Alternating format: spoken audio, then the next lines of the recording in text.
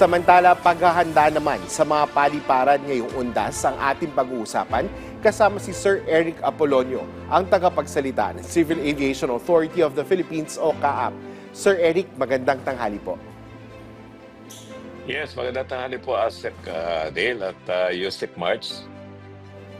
Sir Eric, paano po inihahanda ng CAAP ang lahat ng paliparan sa bansa para sa inaasahang milyong pasahero ngayong undas at lalo't long weekend? At paano po nakahanay ang mga preparasyong ito sa programa ng DOTR ng Oplan Biyaheng Ayos Undas 2025? Yes, yung Oplan Biyaheng Ayos, Oplan 2025, magsimula po ito ng October 30 hanggang November 4. But sa ngayon po, nakahanda na yung ating 44 CAAP commercially operating airports at heightened alert na lahat yung mga empleyado at coordinated na rin sa mga airline partners natin na magdagdag sila ng mga empleyado during this time, especially dyan sa mga check-in counters.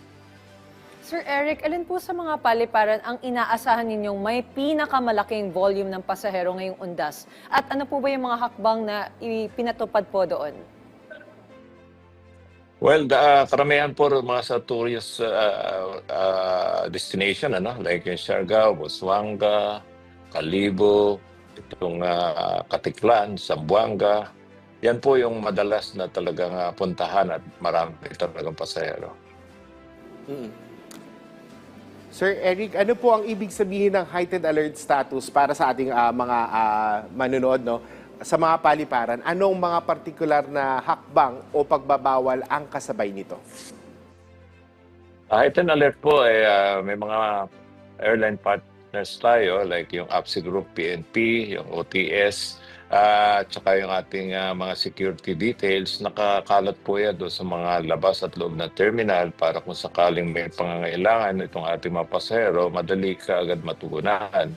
Sa ngayon po, yung airports natin, meron ng malasakit help desk, meaning nandiyan sa isang lamesa po, sama-sama na yung Civil Aeronautic Board at itong OTS, PNP, APSI Group, airline at saka itong mga tiga-CAAP para kung sakali na may issue o may kailangan itong mga pasahero, madali silang makipag-usap dahil isa lang yung pupuntahan nila. Sir, mayroon po ba tayong augmentation o dagdag na flight schedules mula sa mga airlines upang tugunan po yung pagtaas ng bilang ng mga pasahero?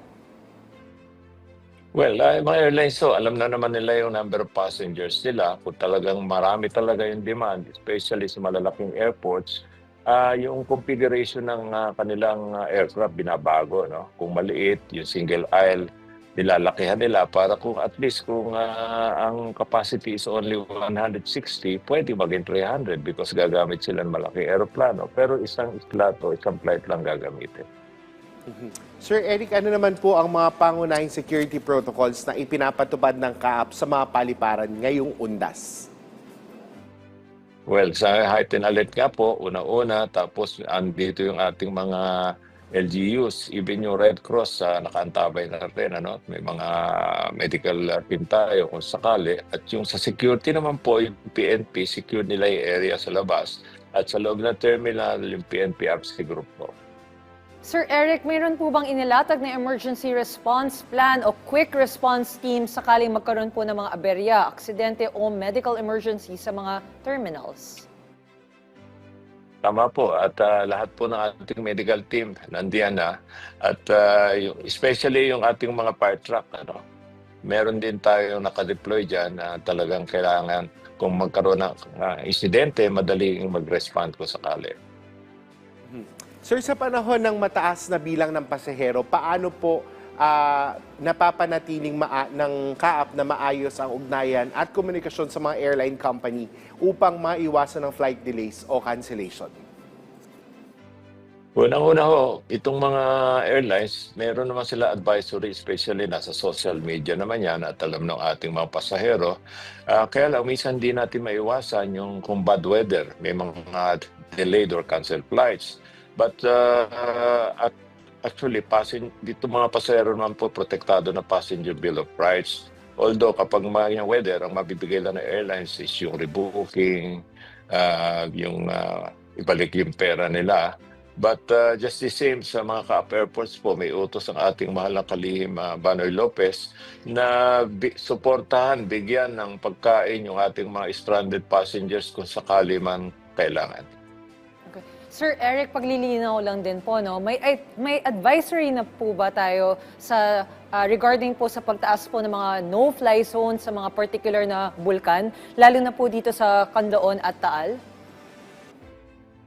Well, nag-issue tayo previously, but ang issuance po ng notice to airman is every 24 hours. Kung sakaling naalis na yung usok sa bulkan, nakakancel ho yan or na-extend. But so far ngayon, wala po tayo advisory at maayos naman po yung sitwasyon. Sir, mensahe nyo na lang po at paalala sa lahat ng babiyahe ngayong undas. Well, sa mga babae nating bibiyahe, agahan yung pagpunta sa airport at least 2 hours before. Mag-check kayo sa mga social media account ng airlines para at least hindi kayo ma-inconveniente kung sakali. At wag nang magdala ng mga bagay na pinagbabawal at importante lalo yung bomb joke. Huwag kayong gagawa ng bomb joke sa loob ng terminal o sa loob ng aeroplano dahil maraming mapiperwish yung pasahero. Dahil pag nag-bomb joke kayo sa loob ng aeroplano, ibababa uli yung mga pasahero, lahat ng bagahe nun i-screenan uli. Napakalaking abala doon sa mga kasamahan nyo. Maraming salamat po sa inyong oras, Sir Eric Apolonio, ang tagapagsalita ng Kaap.